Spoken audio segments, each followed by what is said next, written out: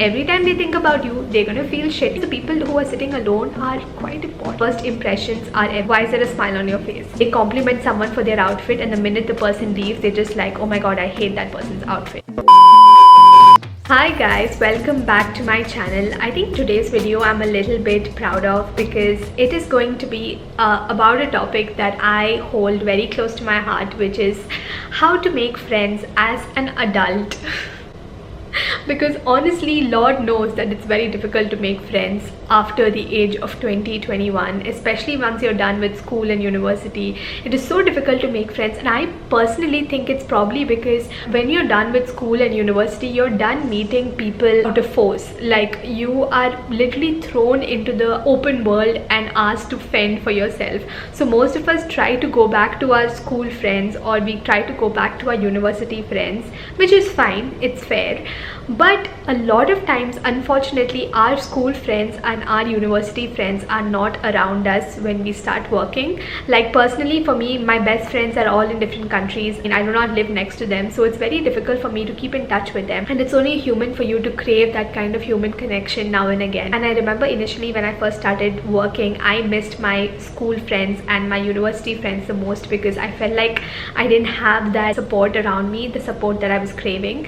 I no longer had friends to go out with me on Friday nights. I no longer had friends to stay in with me on Sunday mornings, etc. So it was a whole whirlwind, but you know, thankfully I've come to the other side, and now I know, or I do believe that I have a few tips and tricks up my sleeve on how to make friends in your early to late 20s. Yes, I can't believe I said late 20s, but guys, I'm in my late 20s, unfortunately. So my first tip is especially applicable for those of you who are working, which is never eat alone. And I think there's a book called Never Eat Alone as well, and it is exactly what it sounds like. During your office lunch break, ensure that you're always eating with somebody. And honestly, this is the most perfect advice and the most perfect time to actually network and get to know people, because when you are eating with a stranger, it's so interesting because you can ask them the most minimal questions. Like, you can ask them about what role they're doing in the company, what department they are in, how their family life is like, or you can just ask them anything about themselves.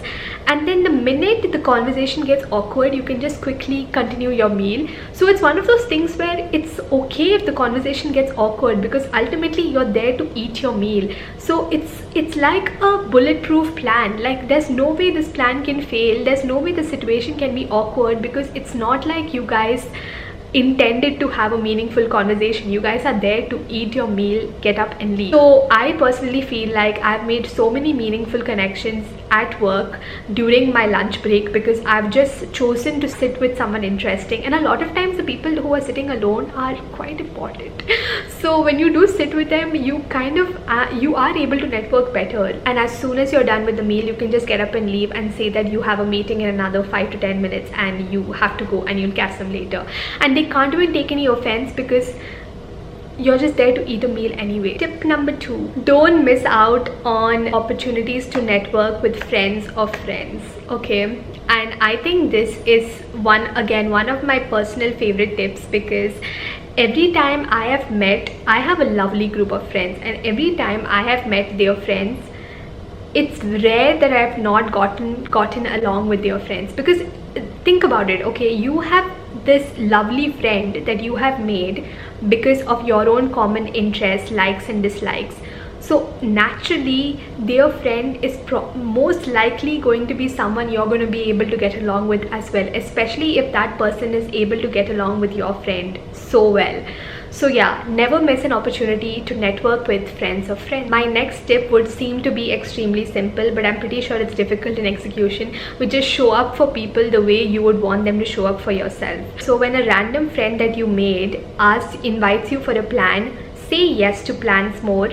Say yes not only because you want to spend time with that person, but also because you want to meet their friends as well, because it's kind of like an opportunity for you to network not only with that person but also to network with their friends. Guys, if you think about the people that you absolutely hate having around, I'm pretty sure they all have this one common trait, which is the one who is so insufferable in their personality. Like, the ones who keep complaining, they keep sulking, they keep ruining the vibe, they keep lowering the energy, they keep ruining the mood of the room. They just are not fun to be around. So if you want to be a good friend, and if you want to be invited to more plans, and if you want to be someone who people like to be around, you need to be fun to be around. You need to stop sulking. If you feel like you being at a party is going to ruin your mood and ruin everyone else's mood, then please don't go to that party. Okay, just stay at home, because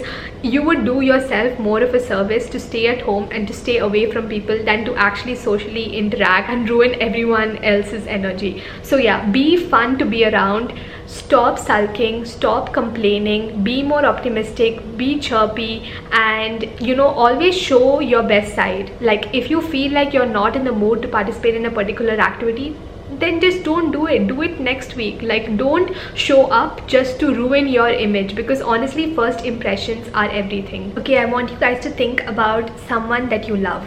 Okay, it can be a friend, it can be a family member, it can be a romantic partner, it can be anyone. Okay, why is there a smile on your face? Why is there a smile on your face? It's probably because of the way they have made you feel, right? Or the way they consistently make you feel. The fact that you have on a person is directly proportional to how you make them feel. If you make them feel shitty, every time they think about you, they're gonna feel shitty. And if you make them feel good, every time they think about you, they're gonna feel good. And how do you make someone feel good, or how do you get someone to like you? By doing many things, but the easiest thing you can do is by paying them a compliment. Now, it has to be a meaningful compliment, guys. I know a lot of people who do this rat behavior where they compliment someone for their outfit, and the minute the person leaves, they're just like, oh my god, I hate that person's outfit. Like, no, if you don't have anything nice to say, don't say anything at all. Don't lie, don't give any fake compliments.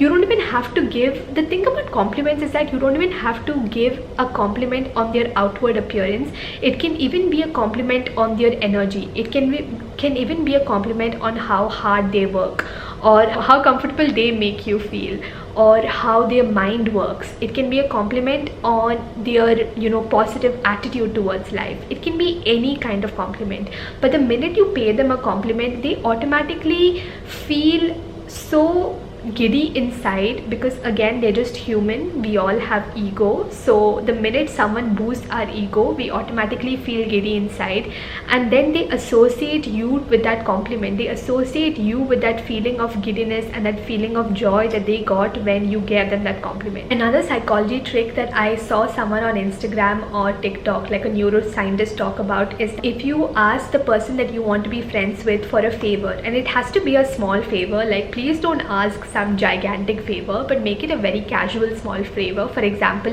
if they're sitting next to a printer, you can ask them, oh, I just gave a document for printing, can you please hand it over to me? So it's such a small favor, right? The minute they do that favor for you, it doesn't cost them anything, but it tells their mind that, oh, I am doing this favor for this person, so I must like this person. Like, why would I be helping this person out if I did not like them? So that's another trick that you can use, where you can just ask the person that you want to be friends with for a very, very small favor, and when they do it, it automatically releases something in their brain that tells them that, oh, they must like you, because why else would they be doing that thing for you? I think my next tip is going to be the first thing that most of you thought about, but the most difficult thing to actually execute, which is to join a class. Join a group workout class, a running class, a cooking class, a dance class, whatever you're passionate about. It doesn't even have to be something that you're passionate about, but basically join a class for a new hobby that you wish to pick up on. And when you're at the class, actually interact with people there and make new friends. And when you finally do make a friend, make sure that you make solid plans with the friend. And I say solid plans with the friend is because a lot of times when we make a new friend, we just ask them their name, we interact with them on a surface level, we tell them that we should catch up for dinner or coffee, etc., and we never follow through on those plans. When you keep seeing similar faces in the same class over and over again, make sure you actually make a solid plan. And in order to make a plan with them, by the way, you need to get their number, you obviously need to have their name, and you need to fix a date and time and place for the particular plan.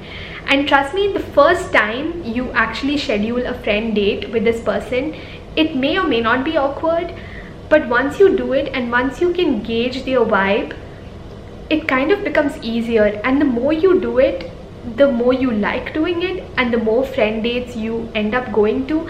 And you know, you never know, like if you actually enjoy your time with that person will probably introduce you to their friends as well, so you just have more friends. What I'm trying to say is that we are all so notorious for making plans, making arbitrary plans, and not following up on any of these plans, and then just complaining about not having any friends and not having any weekend plans either. And my last tip is to actually listen when the other person is talking. Okay, so when you make a new friend, make sure that you're genuinely curious about the person. A lot of times when we make a new friend, we ask them so many questions, we literally bombard them with questions, and we don't give ourselves enough time to register what information they are giving us. So they are probably answering all these questions, and we are constantly thinking about what to ask next what to ask next, instead of actually asking meaningful follow-up questions.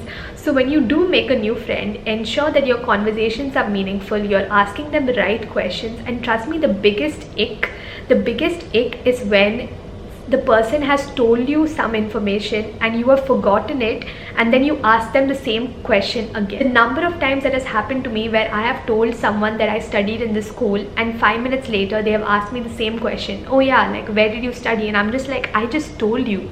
So make sure that whatever conversation you have, even if it's for 5 minutes or 2 minutes or 50 seconds, whatever conversation you do have, it needs to be meaningful. It needs to create a meaningful positive impact in both of your lives. Conversation must leave them feeling like they want more of your time, and they need to feel loved and respected after that conversation. Ultimately guys, we are all literally figuring out our 20s on our own, and honestly all I can do is guide you based on what I have experienced and from what I have learned. And obviously I am constantly learning from people around me as well. I'm learning from my friends and from people older to me.